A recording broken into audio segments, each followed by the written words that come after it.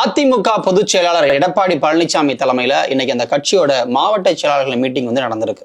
இந்த மீட்டிங் எதுக்காக அப்படின்னு பார்த்தோம்னா 2024 நாடாளுமன்ற தேர்தலை எப்படி எதிர்கொள்றது, யார் யார அதிமுக சார்பில் போட்டியிட வைக்கிறது, எங்கெல்லாம் நமக்கு வெற்றி வாய்ப்பு இருக்கு, எங்கெல்லாம் கூட்டணியா நிக்கலாம், ஒருவேளை பாஜக கூட்டணி இல்லைன்னு நம்ம இப்ப அறிவிச்சிருக்கோம், அப்படி அறிவித்திருக்கக்கூடிய நிலைமையில நமக்கான வெற்றி வாய்ப்புகள் எப்படி இருக்கு, அந்த வெற்றியை எப்படி பிடிப்பது அப்படின்னு பல்வேறு விஷயங்களை எடப்பாடி பழனிசாமி விவாதிச்சிருக்கார். இதுல முக்கியமான இன்னொரு விஷயம் இருக்கு. அது என்ன அப்படின்னா, அதிமுக போட்டியிடக்கூடிய தொகுதிகள் என்ன, யார் போட்டியிட போறாங்க அப்படின்ற விஷயத்தையும் இன்னைக்கு எடப்பாடி பழனிசாமி இறுதி செஞ்சிருக்கார். அப்படி இருக்கும் பொழுது இந்த தேர்தலில் யாரெல்லாம் போட்டியிட போறாங்க அப்படின்னு பார்த்தோம்னா, குறிப்பாக அதிமுக முன்னாள் அமைச்சர்கள் ஏறக்குறைய 10 பேரை இந்த தேர்தலில் களமிறக்குவதற்கு எடப்பாடி முடிவு செஞ்சிருக்கதா ஒரு தகவல் வெளியாகி இருக்கு.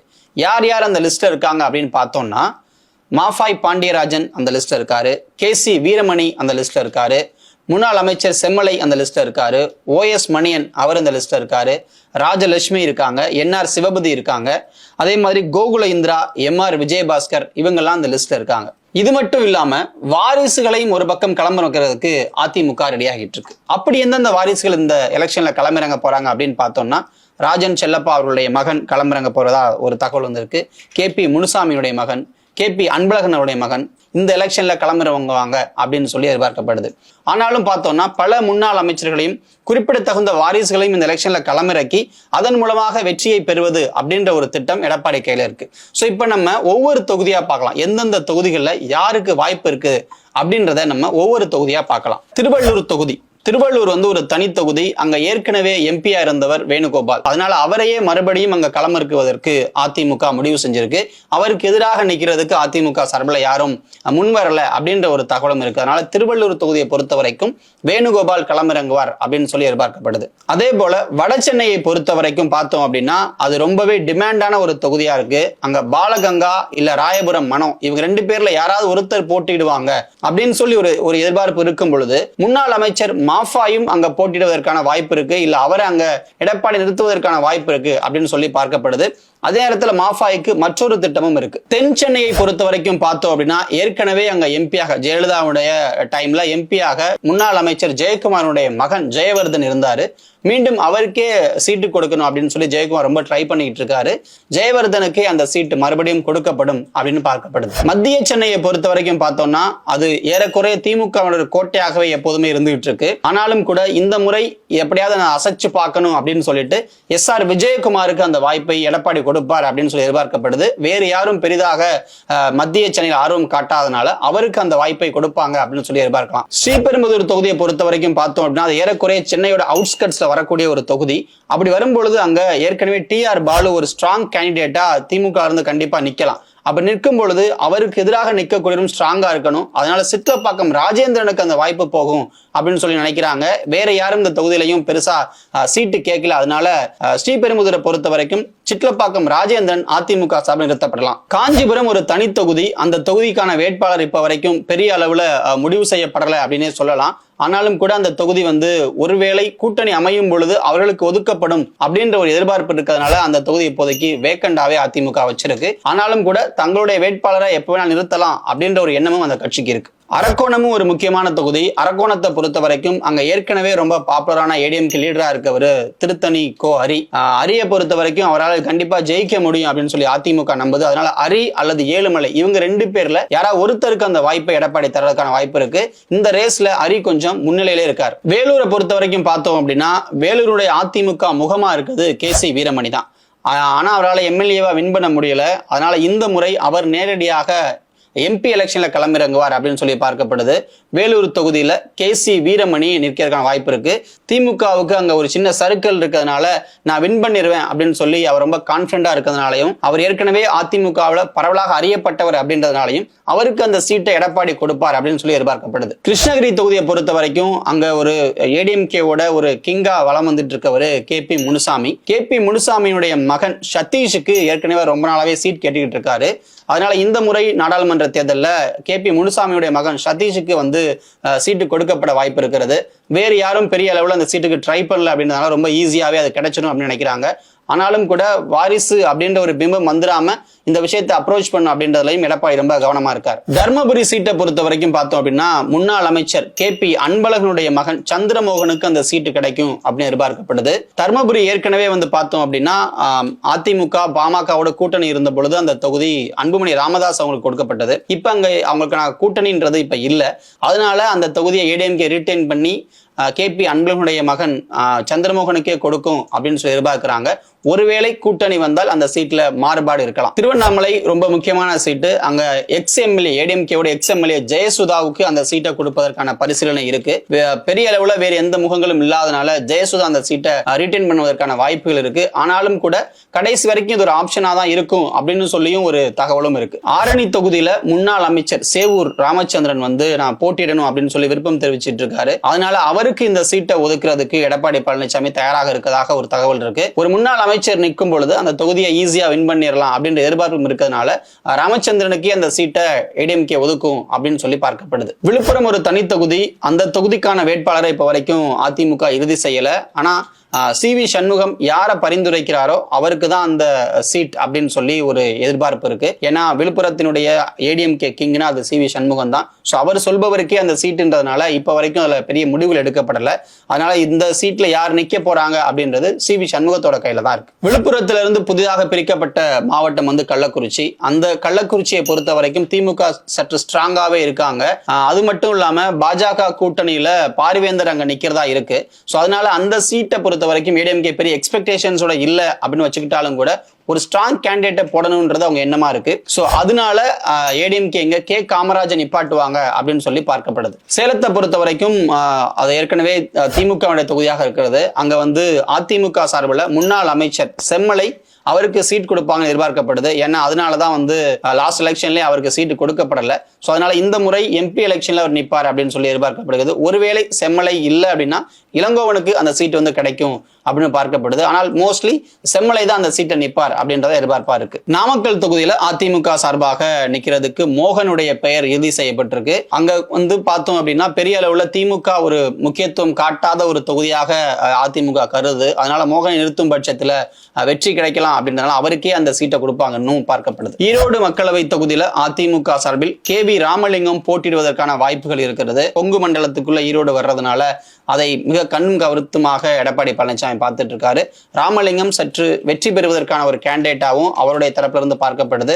அதனால அவருக்கு அந்த சீட் வந்து கொடுக்கப்படலாம். திருப்பூரை பொறுத்த வரைக்கும் அங்க ஏற்கனவே ஜெயலலிதா அவருடைய காலத்துல சத்யபாமா MP-யா இருந்தாங்க. அதனால சத்யபாமாவுக்கு அந்த சீட்டு தரணும் அப்படின்னு சொல்லி ஆதரவாளர்கள் மத்தியில ஒரு பேச்சு இருக்கு. ஆனா அதே சமயத்துல சத்யபாமா பெருசா அங்க ஒர்க் பண்ணல, அவங்க மறுபடியும் நின்றாங்க அப்படின்னா தோற்பதற்கான வாய்ப்பு இருக்கு அப்படின்னு சொல்லியும் ஒரு கருத்து இருக்கிறது. இந்த கருத்து இருப்பதனால குணசேகரனுக்கு இந்த சீட்டு கொடுக்கப்படுவதற்கான வாய்ப்புகளும் ஒரு பக்கம் இருக்கு. சத்யபாமா குணசேகரன் ரெண்டு பேர் இடையில அதுல நல்ல போட்டி இருக்கு அப்படின்னு சொல்லலாம். நீலகிரி தொகுதி மறுபடியும் ஒரு கூட்டணி கட்சிக்கு போகும் அப்படின்ற ஒரு எதிர்பார்ப்பு இருக்கு. ஒருவேளை இல்ல அப்படின்னா அதை ஏடிஎம்கே போட்டிடுவாங்க. அதனால அந்த சீட்டை இன்னுமே வேக்கண்டா தான் வச்சிருக்காங்க. இன்னும் யார் அப்படின்ற ஒரு எதிர்பார்ப்பு அவங்க கிட்ட இருந்தாலும் கூட இன்னும் யாருடைய பெயரும் இறுதி செய்யப்படல அப்படின்னு தான் சொல்லணும். அடுத்து ஒரு முக்கியமான தொகுதியா பார்க்கப்படுவது கோயம்புத்தூர். கோயம்புத்தூர் தொகுதியை பொறுத்த வரைக்கும் 2 பேர் அதுல போட்டியில இருக்காங்க. ஒருத்தர் ஷர்மிளா சந்திரசேகர், இன்னொருத்தர் வந்து சோனாலி வந்து SP வேலுமணிக்கு ரொம்ப க்ளோஸான ஒருத்தர். ஷர்மிளா சந்திரசேகர் வந்து எடப்பாடி பழனிசாமிக்கு ரொம்ப க்ளோஸான ஒருத்தர்.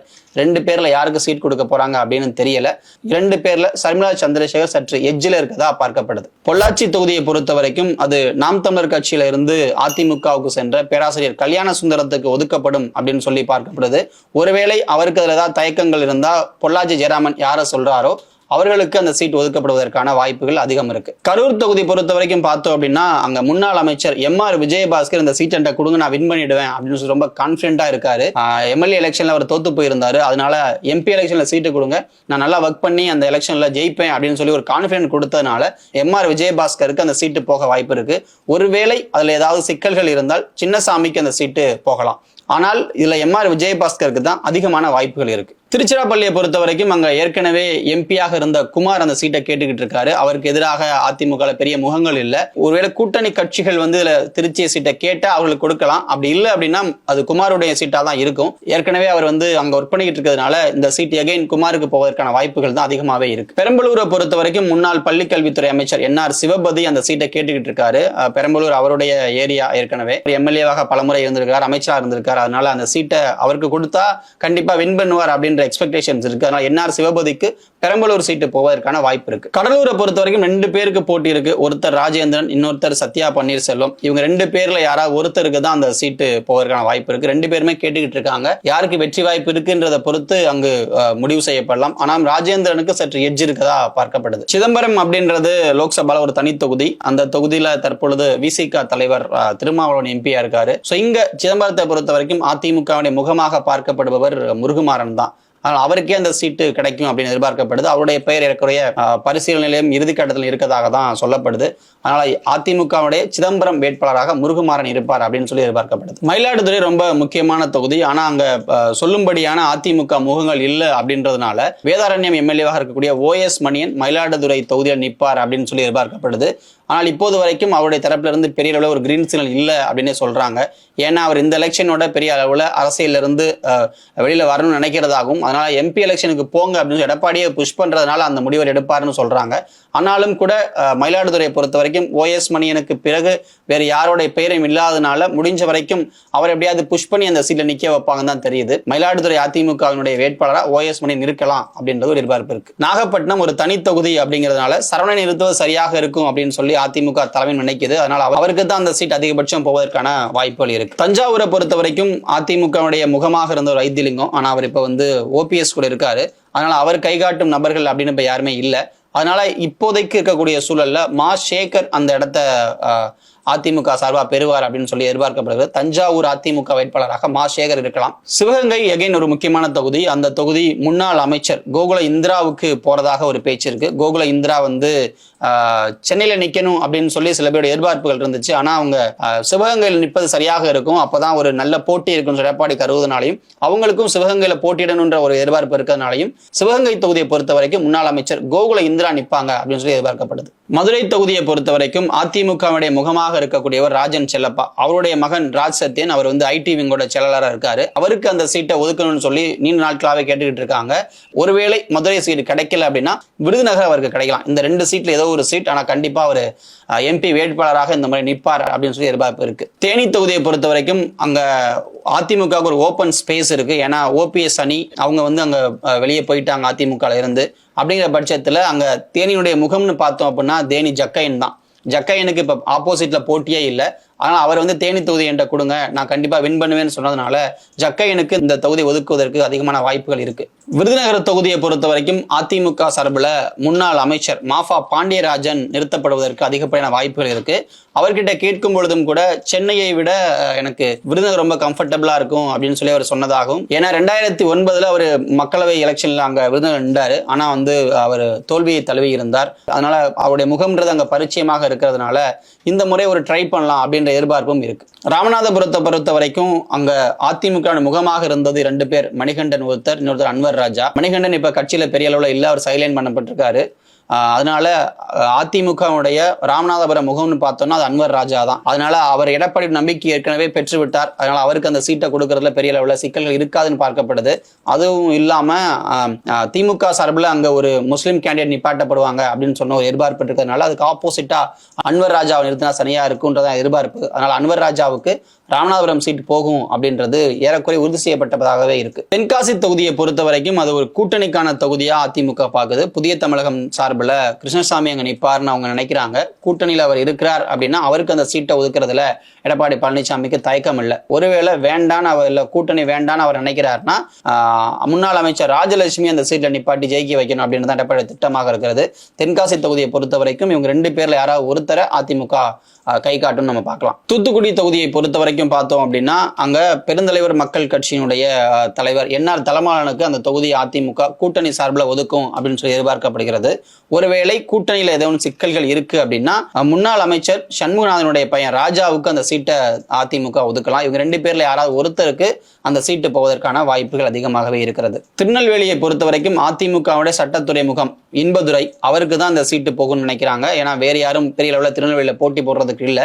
இருந்தவங்களும் இப்ப திமுக பக்கம் போயிட்டதுனால அதிகமாக அந்த சீட்டுக்கு பெரிய போட்டி இல்லை அப்படின்றதுனால இன்பதுரைக்கு அந்த சீட்டை ஒதுக்குறதுக்கு எடப்பாடி முடிவு செஞ்சிருக்கதா ஒரு தகவல் வெளியாகி இருக்கு. கன்னியாகுமரி தொகுதி அதிமுகவோட ஒரு ஃபேவரேட் தொகுதி தான். ஆனால் அது வந்து அவங்க கூட்டணியில் இருந்ததுனால பாஜகவுக்கு பல முறை கொடுத்தாங்க. அதுக்கு பிறகு பெரிய லெவலில் அங்கே அவங்களால ஜொலிக்க முடியலை. ஆனால் இந்த முறை கன்னியாகுமரி தொகுதி எப்படியா வின் பண்ணிடணும் அப்படின்றது அவங்களுடைய எண்ணமாக இருக்குது. அதனால கன்னியாகுமரியை பொறுத்த வரைக்கும் அது கேடி பச்சைமாலுக்கு கொடுக்கப்பட வாய்ப்பு இருக்கிறது. அப்படி ஒருவேளை பச்சைமால் இல்லை அப்படின்னா அங்கே நாசரேத் பசலியானுக்கு அந்த தொகுதி ஒதுக்கப்படலாம். இவங்க 2 பேர்ல யாரோ ஒருத்தர் தான் கன்னியாகுமரிக்கான வேட்பாளர் இருப்பாங்க. திண்டுக்கல் தொகுதியை பொறுத்த வரைக்கும் அதிமுக சார்பில் முன்னாள் அமைச்சர் நத்தம் விஸ்வநாதனுடைய மருமகன் கண்ணனுக்கு அந்த சீட்டு கொடுக்கப்பட வாய்ப்பு இருக்கிறது. அதே நேரத்தில் எகைன் ஒர்க் பண்ணிட்டே இருக்க பரமசிவமும் அந்த தொகுதியை கேட்டுட்டு இருக்காரு. அதனால கண்ணன் அல்லது பரமசிவம் இவங்க 2 பேருக்கு இடையில போட்டி இருக்கு. யாரா ஒருத்தருக்கு அந்த சீட்டு கிடைக்க வாய்ப்பு இருக்கு. ஸோ இதுதான் அதிமுகவினுடைய வேட்பாளர் யாரெல்லாம் இருப்பாங்க அப்படின்றதுக்கான ஒரு பட்டியல். ஸோ எடப்பாடி பழனிசாமி அவர்களை பொறுத்த வரைக்கும் முன்னாள் அமைச்சர் நிறைய பேர் இந்த எலெக்ஷன்ல களமிறக்கிறது, நிறைய பாப்புலரா இருக்கவங்களை களமிறக்கிறது, ஆக்டிவா இருக்கவங்களை களமிறக்கிறது அப்படின்னு சொல்லி ஒரு பெரிய ஸ்ட்ராட்டஜியை வச்சிருக்காரு. இது வரைக்கும் நம்ம பார்த்ததை வச்சே பார்த்தோம் அப்படின்னா ஏறக்குறைய திமுக காங்கிரஸ் கூட்டணிக்கு ஒரு டஃப் கொடுக்கக்கூடிய ஒரு கேண்டிடேட் லிஸ்டா தான் இருக்கு. ஆனா இப்போ வரைக்கும் அந்த ஒரு நாடாளுமன்ற தேர்தலை பொறுத்த வரைக்கும் அதிமுக பாஜகவை சாடி பெரிய அளவில் பேசல. ஒருவேளை அந்த ஒரு அஸ்திரத்தையும் கையில் எடுக்கிறாங்க அப்படின்னா எலெக்ஷன் நல்லாவே சூடுபிடிப்பதற்கான வாய்ப்புகள் இருக்கு. ஆனாலும் கூட இந்த போட்டியை கடுமையாக்கணும் அப்படின்ற அடிப்படையில் இப்பவே ஓரளவுக்கு ஒரு வேட்பாளர் பட்டியலை கொடுத்து நீங்க ஒர்க் பண்ணுங்கன்ற ஒரு விஷயத்தையும் எடப்பாடி பழனிசாமி சொல்லியிருக்காரு. இது எந்த அளவுக்கு பலன் கொடுக்கும் அப்படின்றத நம்ம எலெக்ஷன் ரிசல்ட் வந்தாதான் தெரிஞ்சுக்க முடியும்.